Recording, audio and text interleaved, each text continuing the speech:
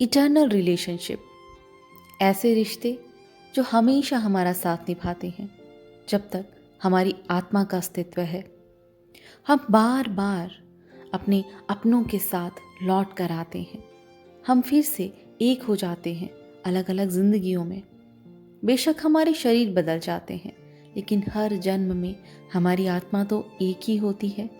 और जब हम हमारे अपनों को पहचान जाते हैं, अपने सोलमेट्स को पहचान जाते हैं, तो वो लंबी सालों की दूरियां खत्म हो जाती हैं और हम एक शांति का अनुभव करते हैं।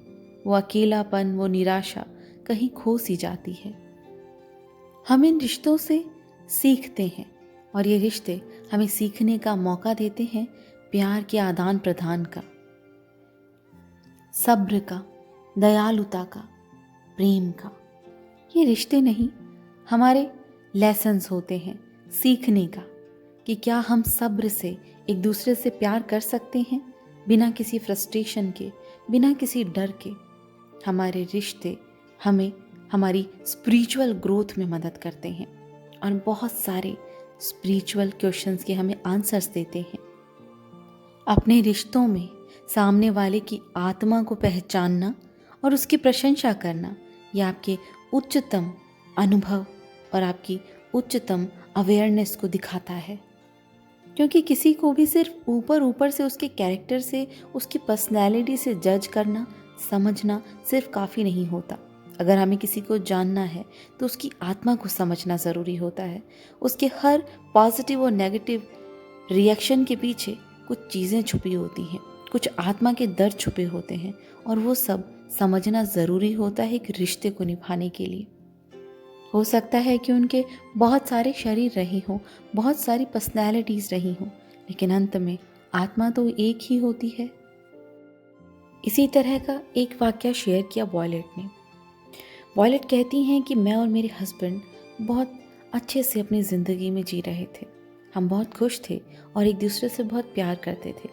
लेकिन 2004 में अचानक मेरे हस्बैंड ने ये डिसाइड किया कि वे अपनी पुरानी ज़िंदगी में लौट जाएंगे, क्योंकि उन्हें कुछ रिस्पॉन्सिबिलिटी निभानी है और उनके पास चॉइसेस थी।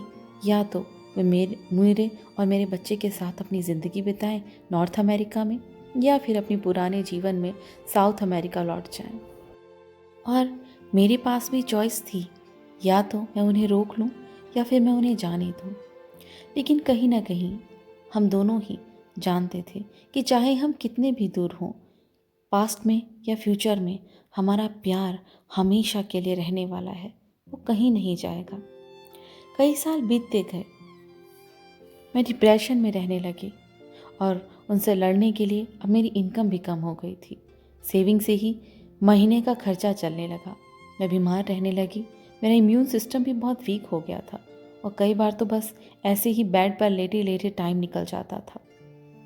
दिन भर की ज़िंदगी से भी मैं थोड़ा कट गई थी, अलग हो गई थी और बस अपने आप में रहने लगी थी। ऐसा लगता था जैसे वो चला गया और उसके साथ मेरी इच्छाएं और जीने की एक इच्छा भी चली गई हो।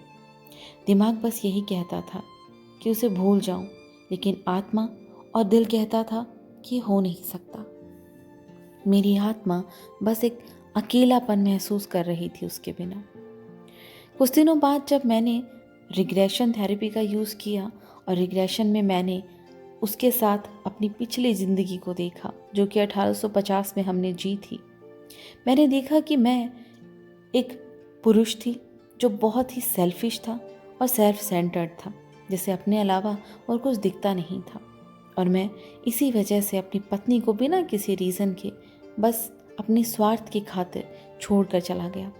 उस जन्म में मेरी पत्नी इस जन्म में मेरी बेस्ट फ्रेंड थी जो कि 10 साल पहले गुजर गई। मैंने महसूस किया कि ये कितना बुरा था और मैंने उसके साथ कितना गलत किया।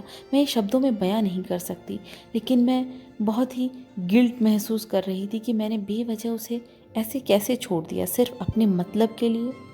और इस जीवन में मैंने अपने आप को रेल रोड स्टेशन पर अकेले मरते हुए देखा। मेरा अंत बस अकेले में था। मैंने उस जिंदगी से क्या लेसन सीखे? क्या एक रिस्पॉन्सिबल इंसान मैं बन पाया? नहीं, शायद वो लेसन उस जीवन में मैंने नहीं सीखे। और उसमें मैं बस गिल्ट महसूस कर रही थी अपनी वाइफ को, जो कि इस जन्म में मेरी बेस्ट फ्रेंड थी, उसे अकेला छोड़कर जाने का। और उसी समय रिग्रेशन में मैंने पाया कि वो मेरी दोस्त जो 10 साल पहले गुजर चुकी थी, मेरे पास आई और उसने मुझे कहा, इट्स ओके, सब ठीक है, तुम्हें इस तरह महसूस करने की ज़रूरत नहीं, अपने आप को शांत करो, मैंने तुम्हें कब का माफ़ कर दिया। मैं अपने लेसन्स अभी भी धीरे धीरे सीख रही हूँ और शायद सीख ही जाऊँगी। अब इस जीवन में मैं रिस्पॉन्सिबल हूँ और अकेले अपने बच्चे को पाल रही हूँ और उसे जीवन की हर खुशियाँ देने की कोशिश करती हूँ। अपनी मृत्यु के पश्चात भी हमारे अपने जो ये दुनिया छोड़कर जा चुके हैं, वे हमें गाइड करते हैं, वे हमें दूसरे साइड से हेल्प करते हैं, मदद करते हैं, दूसरे स्पिरिचुअल डायमेंशन से हम तक पहुँचते हैं। उनके विचार, जो सच्ची खुशी है, जो अनंत प्रेम है, वो किसी और पे डिपेंड होकर नहीं मिलता है। वो दूसरे हमें तब तक नहीं दे सकते जब तक वो हम अपने अंदर ना खोज लें। प्रेमी बिछड़ जाते हैं लेकिन प्यार कभी नहीं, और यही हमारा रियल नेचर है। वायलेट ये मुश्किल लेसन्स सीख रही है और वो ये जान रही है कि जो आंतरिक प्यार है वही परमानेंट होता है, बाकी कुछ नहीं। उसके ये कर्म थे जो उसे महसूस करने थे, जो उसने पिछले जीवन में किया, एक इर्रिस्पॉन्सिबल इंसान बनकर जो सेल्फिश होकर अपनी फैमिली को छोड़ देता है बिना अपनी रिस्पॉन्सिबिलिटीज़ निभाए। और अब इस जीवन में वही उसके साथ हुआ जब उसके हस्बैंड ने उसे छोड़ दिया अपनी रिस्पॉन्सिबिलिटीज़ निभाने के लिए। ये उसे सबक देता है रिस्पॉन्सिबिलिटीज़ निभाने का भी, और यह भी कि अकेले रहना मुश्किल नहीं है जब हम खुद से प्यार करें, जब हम खुशियाँ अपने अंदर ढूंढें और अपने आप की प्रशंसा करें। कोई और इसके लिए ज़रूरी नहीं होता। ये कार्मिक ऋण है जो हमें इस तरह चुकाने ही पड़ते हैं। ऐसी ही एक और कहानी मार्क और कैथलीन की है। मार्क कहते हैं कि जब मैं मेरे टीन एज में था, तभी से जब भी किसी लड़की के साथ मेरा कोई रिलेशन होता तो मेरी माँ बहुत घबरा जाती थी और वे उस लड़की में कमियां निकालने लग जाती थी। वे बस चाहती थी कि मैं उसे छोड़ दूँ। उन्हें कोई भी लड़की मेरे लिए पसंद ही नहीं आती थी। जब मैं और उम्र में आगे बढ़ा, मेरी मुलाकात कैथलीन से हुई। हम दोनों एक दूसरे से प्यार करने लगे और हमने 1976 में शादी कर ली। उसके बाद 1992 में उनकी माँ की मृत्यु हुई। 1976 से 1992 तक के वक्त में लगातार उनकी माँ ने कभी उनकी वाइफ को पसंद नहीं किया। वे बस उन दोनों के रिश्ते में मैनिपुलेट करने की कोशिश किया करती थी। वो लगातार इसी कोशिश में रहती थी कि वो दोनों अलग हो जाएं, क्योंकि उनका रिश्ता उन्हें कभी भी अच्छा नहीं लगता था। लेकिन माँ कहते हैं कि माँ के अंतिम 2 सप्ताह जब वो हॉस्पिटल में कैंसर से लड़ रही थी, मैं उनके साथ था। मेरी माँ की मृत्यु के बाद मैं और कैथलीन उन पुराने दिनों को याद किया करते थे और हम बस चाहते थे कि काश हमारा रिश्ता हमारी माँ के साथ अच्छा रहा होता। इस बात को लगभग 15 साल बीत गए और मैंने डॉक्टर वीज की एक वर्कशॉप में पास्ट लाइफ रिग्रेशन महसूस किया और अपने पिछले जन्म में मैंने देखा कि मेरी माँ जो इस जन्म में मेरी माँ है, वो पिछले जन्म में मेरी वाइफ रही थी। और कैथलीन जो मेरी पत्नी है, वो उस जन्म में मेरे ऑफिस में एक एम्प्लॉय थी जिसके साथ मैं काम करता था। लेकिन हम दोनों एक दूसरे के लिए बहुत अट्रैक्शन महसूस करते थे। हालांकि मैं शादीशुदा था, लेकिन फिर भी एक बहुत ही अजीब सा आकर्षण हम दोनों के बीच था। और उस जन्म में मेरे अंतिम क्षणों में जब मैं बहुत बीमार हो गया था, कैथलीन मेरे घर आई थी मुझे देखने के लिए, और वो एक्सप्रेशन जो मेरे वाइफ के फेस पे थे, वो मैं इस जन्म में मेरे माँ के चेहरे पर महसूस कर सकता हूँ। और हमें इसका प्रमाण भी मिल गया था कि आत्माएं एक ग्रुप में बार बार जन्म लेती हैं। कैथलीन, मेरी माँ और मैं, हम फिर से एक साथ इस जन्म में आए थे और हमें इस बारे में पता भी नहीं।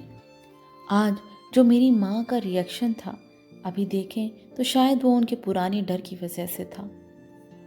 डर किसी को खोने का, डर किसी को पाने का।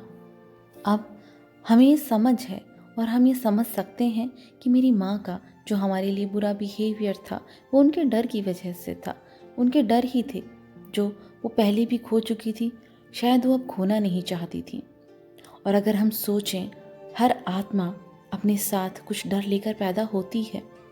अब हम हमारी माँ को एक वुंडेड सोल की तरह देखते हैं जो शायद हील नहीं थी, और हम उनकी आत्मा और उनकी हीलिंग के लिए कामना करते हैं।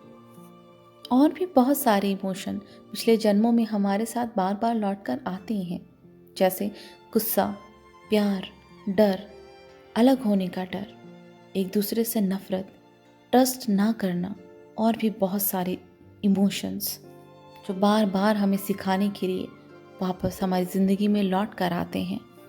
रिश्ते नए हो सकते हैं, लेकिन कार्मिक ऋण तो वही पुराने सामान की तरह होते हैं जो हम लादे हुए होते हैं अपने साथ। हमारी आत्माएं बार बार एक साथ आती हैं अपनी ग्रोथ के लिए।